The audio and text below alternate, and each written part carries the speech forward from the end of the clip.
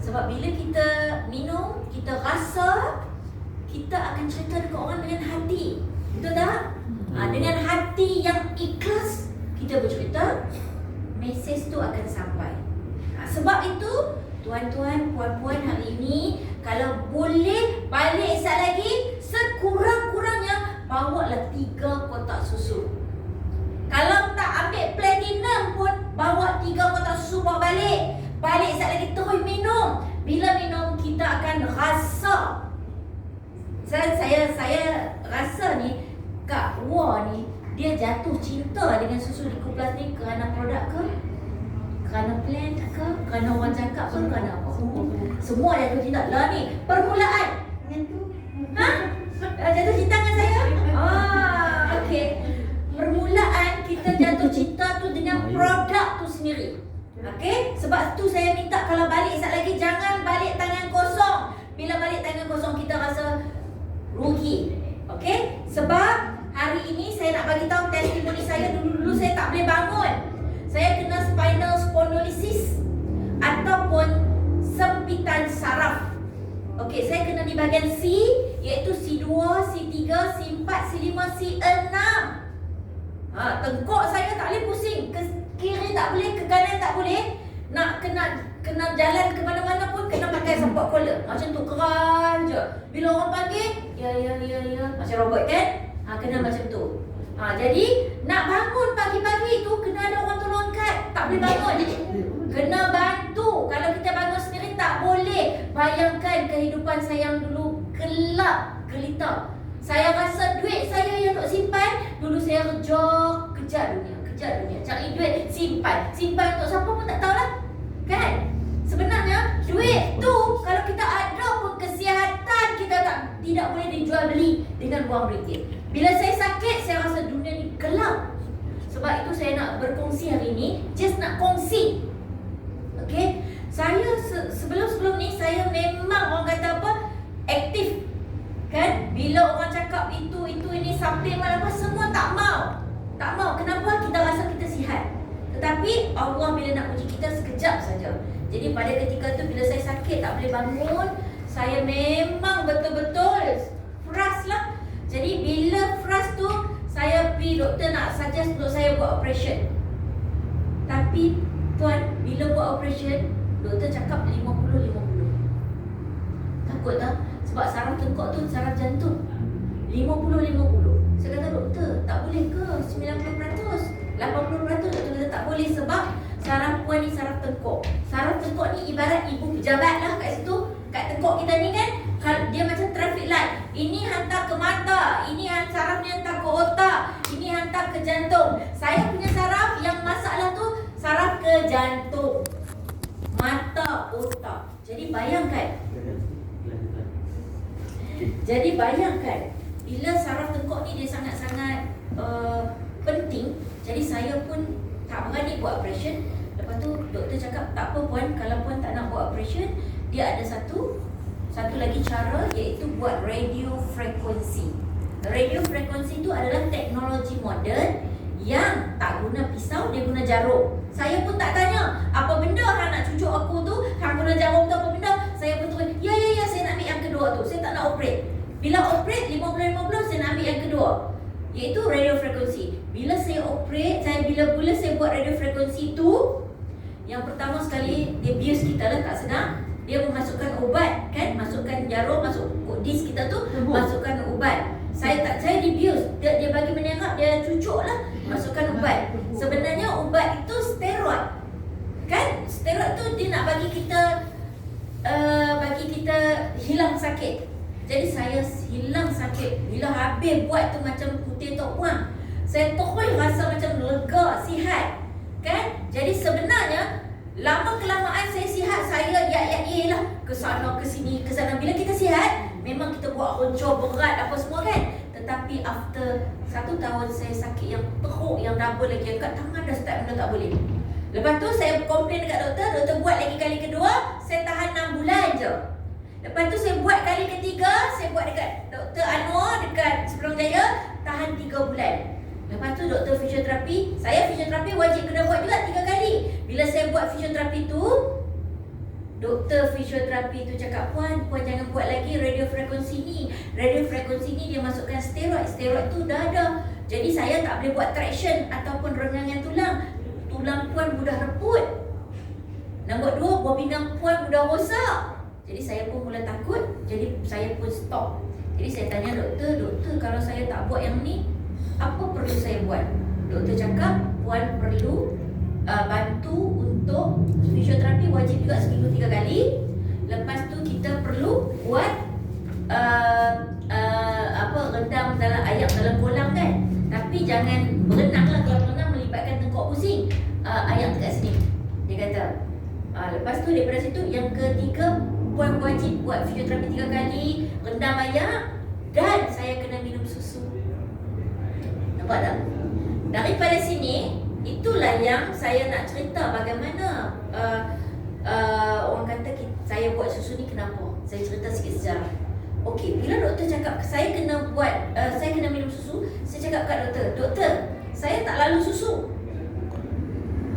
Jadi doktor kata salah satu punca, doktor cakap saya dapat trace dah, puan ni tak lalu susu, sebab tu puan ada masalah macam ni.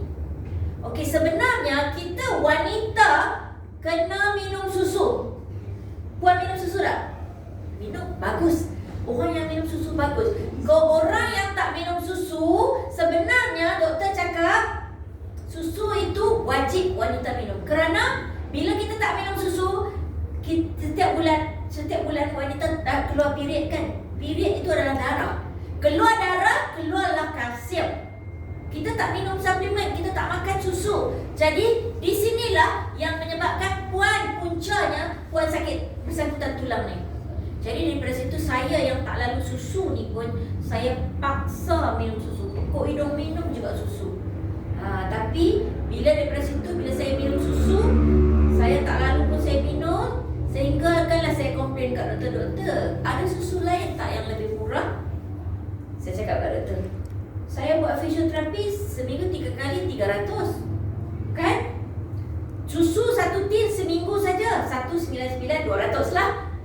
200 seminggu dan 500 sebulan 2000. Nampak tak? Jadi doktor cakap kat saya, susu yang saya bagi kat puan ni adalah susu nombor 2 terbaik. Nampak tak? Susu nombor 2 terbaik. Saya kata doktor, ada lagi ke susu yang lebih baik? Yes, susu yang terbaik is susu kolesterol. Daripada situ, itulah yang saya kata saya pergi beli kolesterol. Bila saya minum kolesterol, saya rasa bertenaga. Bukan jenama kita lagi saya rasa bertenaga. Bila bertenaga, saya Google, kenapa susu ni aku lari daripada mulut mulut buaya masuk mulut naga apa? Kok ada dadah steroid kan? Tapi bila saya minum, saya rasa bertenaga. Saya cari, rupa-rupanya susu kolesterol ni adalah susu awal lembu.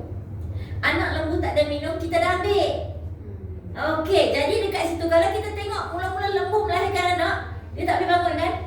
Bila dia minum susu mak dia, tiba-tiba dia keras kaki dia. Lepas tu dia minum lagi, 4 kaki dah boleh berlari. Sila bulan kita tengok ni anak kuda ke anak lembu. Betul tak? Ya, susu inilah yang kita ambil puan. Jadi daripada situ, bila doktor cakap dekat saya susu yang nombor 2 terbaik tu, jadi saya nak bagi tahu, susu ada 3 jenis susu ataupun grade. Susu yang terbaik adalah susu kolesterol yang 48 jam lembu melahirkan tu dinamakan kolesterol. Okey? Lepas daripada 72 jam tu dinamakan susu premier ataupun susu nombor 2 terbaik. Dan susu yang nombor 3 adalah susu yang terdapat kat supermarket. Susu Fernleaf, susu Dutch Lady. Susu itu selagi lembu tu boleh keluar susu tuan, umur anak lembu tu setahun pun dia pun akan berah. Susu tu dekat supermarket harga dia lebih murah. Orang kolesterol tinggi tak boleh minum, orang ada penyakit jantung tak boleh minum, orang darah tinggi tak boleh minum sebab dia full cream. Kan? Kita pun nak pergi cari supermarket, kita cari susu rendah lemak kan? Jadi itulah bezanya susu. Sebab tu kita tak boleh compare susu dekat pasaran dengan susu kita. Susu kita pula yang 48 jam lembu melahir itu dinamakan kolesterol, tetapi susu kita diambil seawal 6 jam. Sebab itu kalau tuan-tuan, puan-puan minum, tuan-puan dan akan nampak susu tu berwarna kuning kekuningan. Susu kita pun masa kita lahir dulu, puan, Susu warna apa? Susu awal ibu. Kuning. Kuning. Jadi nampak tak susu kita? Berwarna kuning kekuningan.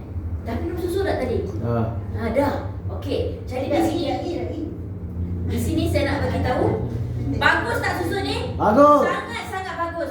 Jadi bila susu dah bagus, kita tengok pula kita lahir kat dunia pertama kali Allah perkenalkan kita dengan apa? Susu. Ya. Kita teriak, mak bawa susu tu diam. Sedangkan kita tak biasa minum susu kan? Umur kita 70, 80 dan nak menghadap Allah juga. Sama ada kita suka susu ke macam saya tak suka susu ke, doktor akan paksa rela masuk tiup ke hidung. Masukkan apa? Sampai akhirat Allah Ta'ala janji dengan kita, dalam syurga ada sungai susu. Betapa hebatnya susu ni. Allah kata dah dalam surah An-Nahl ayat 66, Allah dah kata dah. Ni Allah sebut, bukan saya sebut. Dalam surah An-Nahl ayat 66, Allah cerita susu ni ibarat ubat dengan habatus sauda. Dia duduk dalam surah Penawar. Betul tak? Kita sakit, kita cari doktor, cari hospital macam saya. Tapi doktor bagi apa kat saya? Steroid, dada. Betul tak? Jadi kalau kata kita makan ubat hospital tu lega, kita tengok orang kecil mana makan ubat sepanjang hayat dia sampai mati.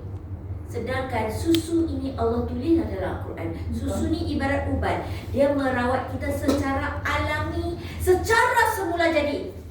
Dan dia juga merawat punca penyakit, bukan merawat penyakit.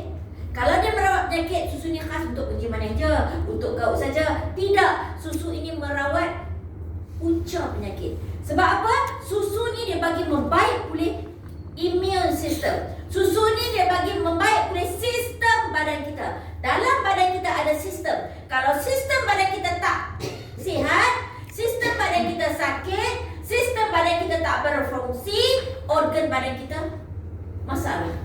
Tetapi kalau sistem badan kita dah elok, organ badan kita akan terjaga. Nampak tak dekat sini? Jadi kita merawat punca. Jadi orang yang minum susu, dia bagi sistem badan elok. Dia merawat dah mula-mula dia bagi ringan-ringan badan. Lepas tu dia bagi hilang kencing-kencing manis, kan? Dia sebab tu dia bukan khusus untuk satu penyakit. Dia berbagai-bagai penyakit. Dia ibarat dia boleh scan kat mana kita sakit. Nampak tak? Susu ni sangat-sangat bagus.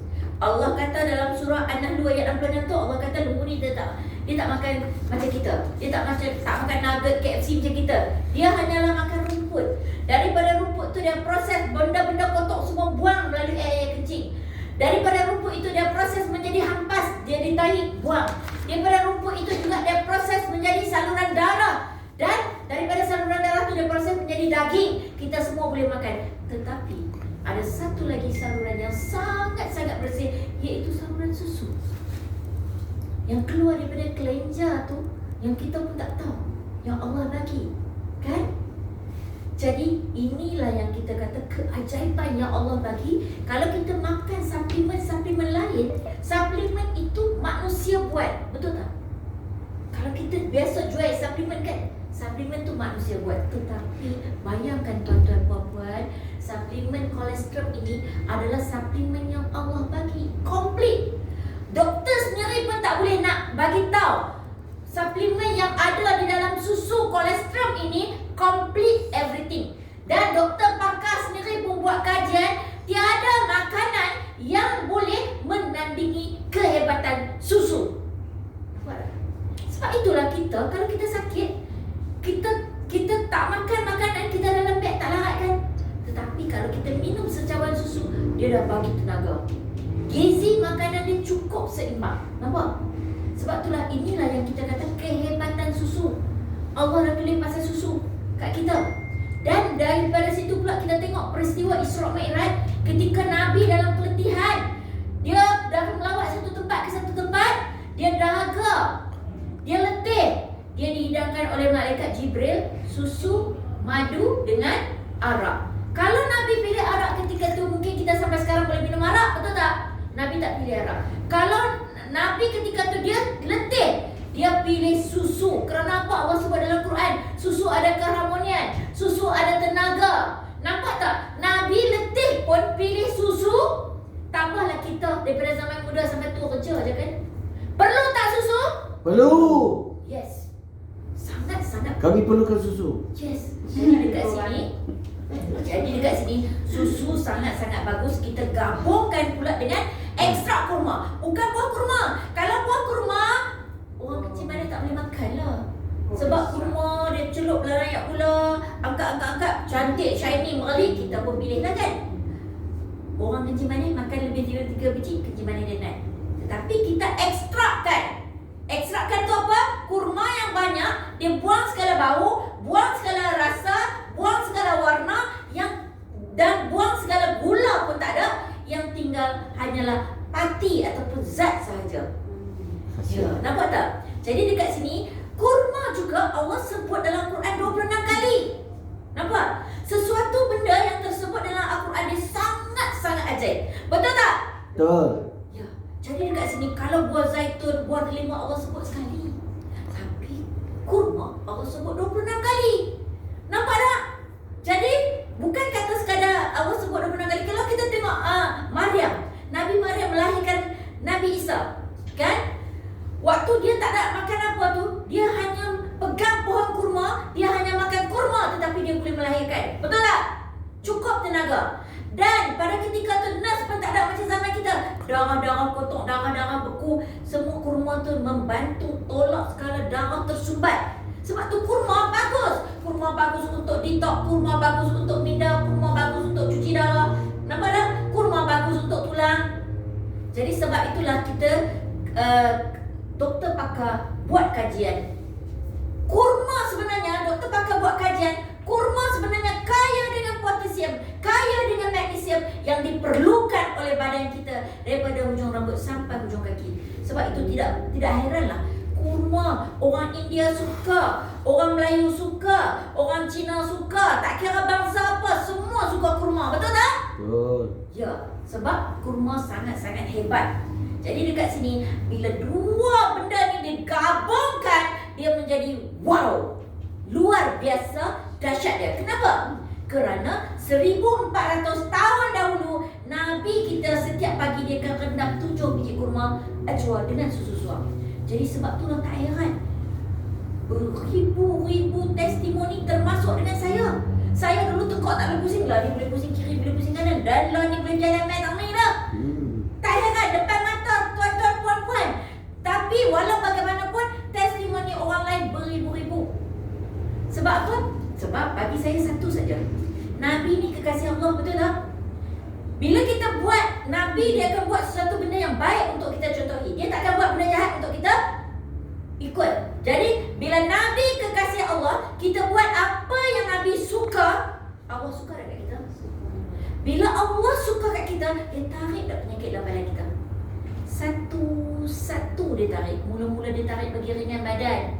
Lepas tu dia tarik sakit-sakit lutut. Lepas tu dia tarik penyakit-penyakit dalam badan kita. Nampak tak? Sebab itu bagi saya, keajaiban yang Allah bagi, kita buat apa yang Nabi suka. Allah pun suka kat kita. Itulah dia punya power sekali bagi saya. Dan dua benda ni dah bagus, kita gabungkan pula dengan ekstrak Aquamin F. Ini yang paling best, yang tempat lain tak ada. Jadi Aquamin F tu apa dia? Aquamin F tu sejenis rumpai laut yang berwarna merah yang terdapat di lautan Iceland yang nelayan biasa tak boleh pergi ambil. Dia kaya dengan 74 jenis mineral yang diperlukan oleh badan kita, dan ianya juga diibaratkan vitamin untuk tulang. Nampak tak? Susu bagus untuk tulang, kurma bagus untuk tulang, Aquamin F ni juga bagus untuk tulang. Kenapa kita tekankan untuk tulang? Kerana tulang kita ni adalah tulang tunjang, tulang yang penting sekali. Iaitu kalau tulang kita tak berfungsi, tulang kita tak elok, kita boleh jalan tak? Gelap masa depan kita kan. Kalau kita lah katakanlah kita sakit sana sakit sini, tapi kita boleh jalan lagi. Tapi kalau tulang kita ada masalah, kita tak boleh jalan. Sebab tu orang jaga tulang belakang. Nampak tak? Sebab itu kita dekat sini kita jaga tulang kita. Okey, jadi sebenarnya dekat sini ketiga-tiga gabungan mantap ni digabungkan, dia menjadi luar biasa hebat.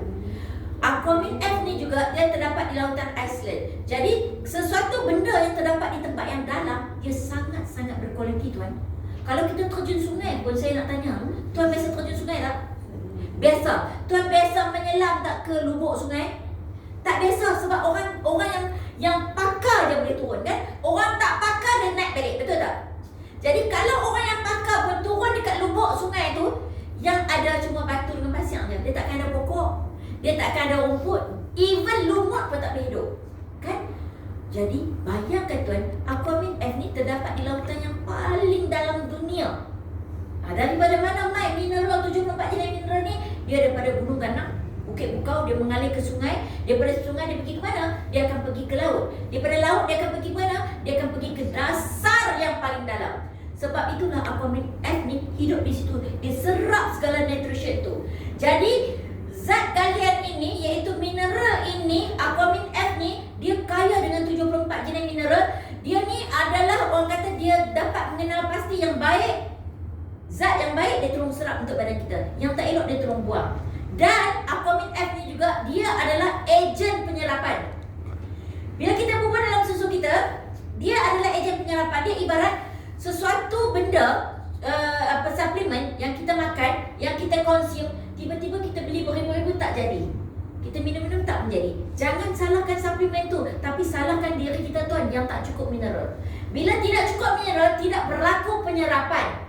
Jadi dalam susu kita ni, kita bubuh 3 benda ni siap-siap. Sebab tu dia menjadi sangat. 3 gabungan ni yang hebat. Aquamin F ni dia serap. Dia ibaratkan vitamin untuk tulang kita, dan ianya digelar raja segala rumpai. Hebatnya Aquamin F ni. Aquamin F ni tak akan dapat kat kedai-kedai biasa. Kalau ada orang jual pun sekotak mesti 4-500 ringgit. Okey, jadi di sini saya balik pula, dia produk kita dah sangat-sangat bagus. Okey,